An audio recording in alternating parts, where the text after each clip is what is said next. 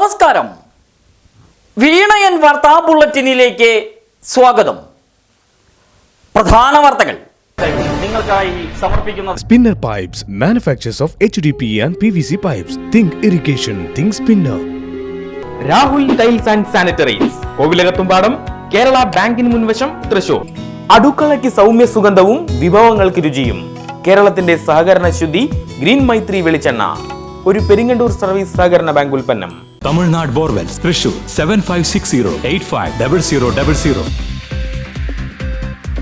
സെക്രട്ടേറിയറ്റിന് മുന്നിൽ ആശാ വർക്കർമാർ നടത്തുന്ന സമരം തീർത്തും ന്യായമെന്ന് സാഹിത്യകാരി സാറ ജോസഫ്. വർഗ സമരങ്ങൾക്ക് നേതൃത്വം നൽകുന്ന കമ്മ്യൂണിസ്റ്റുകൾ ആശാ സമരത്തെ എതിർക്കുന്നത് അങ്ങേയറ്റം അപമാനം. സമരം ഏറ്റെടുത്ത് പാവപ്പെട്ടവരെ സംരക്ഷിക്കാൻ കമ്മ്യൂണിസ്റ്റ് പാർട്ടികൾ തയ്യാറാകണമെന്നും സാറ ജോസഫ് CPI വേദിയിൽ. സംസ്ഥാന സെക്രട്ടറി ബിനോയ് വിശ്വത്തെ വേദിയിലിരുത്തിയായിരുന്നു രൂക്ഷ വിമർശനം. ഫാസിസ്റ്റുകൾക്ക് എല്ലാ രാജ്യത്തും ഒരേ മുഖമാണെന്ന് CPI സംസ്ഥാന സെക്രട്ടറി ബിനോയ് വിശ്വം. സംസ്കാരങ്ങളെയും മൂല്യങ്ങളെയും തകർക്കുന്ന നിലപാടാണ് ഫാസിസ്റ്റുകൾക്കെന്നും കുറ്റപ്പെടുത്തൽ. കോർപ്പറേറ്റ് കാഴ്ചപ്പാടുകൾ അവരുടെ ജനകീയ വിരുദ്ധ നിലപാട്. എഴുത്തുകാർക്കും വായനശാലകൾക്കും എന്നും പ്രസക്തിയുണ്ടെന്നും ബിനോയ് വിശ്വം. വടക്കാഞ്ചേരി വയലാർ രാമവർമ്മ സ്മാരക ലൈബ്രറി കമ്മിറ്റി ഏർപ്പെടുത്തിയ വയലാർ രാമവർമ്മ സ്മാരക പ്രഥമ യുവകാവ്യ പുരസ്കാരം കണ്ണൂർ സ്വദേശി അമൃത കേളകത്തിന് സമ്മാനിച്ചു.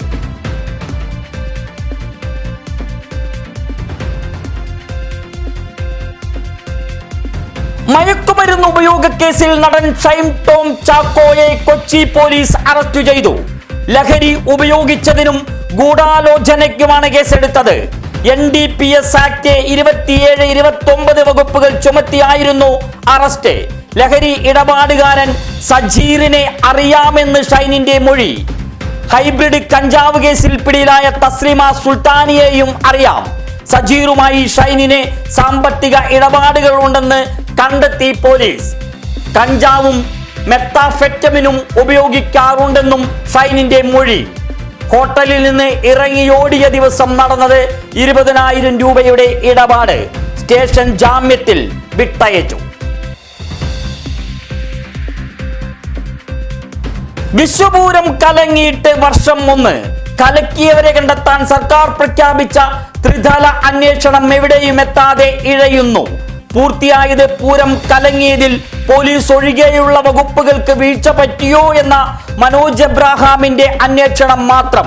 കഴിഞ്ഞ ലോക്സഭാ തിരഞ്ഞെടുപ്പ് പ്രചരണ കാലത്തെ പൂരം കലങ്ങലിൽ ഒഴിയാതെ ദുരൂഹത.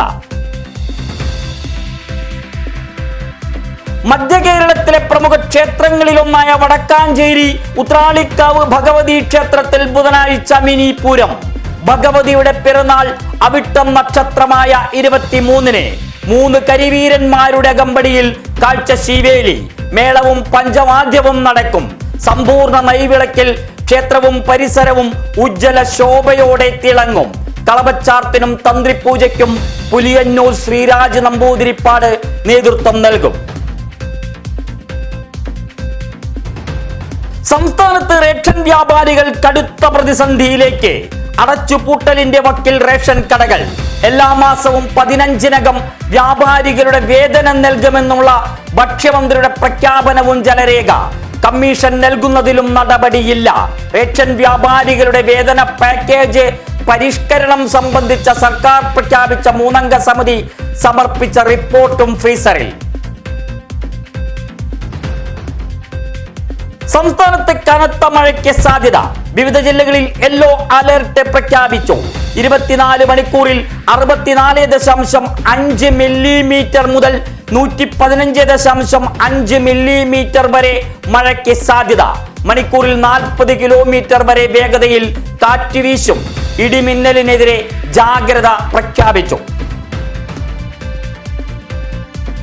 യേശുദേവന്റെ ഉയർത്തെഴുന്നേൽപ്പിന്റെ സ്മരണ പുതുക്കി വീണ്ടും വിരുന്നെത്തി ഈസ്റ്റർ സുദിനം.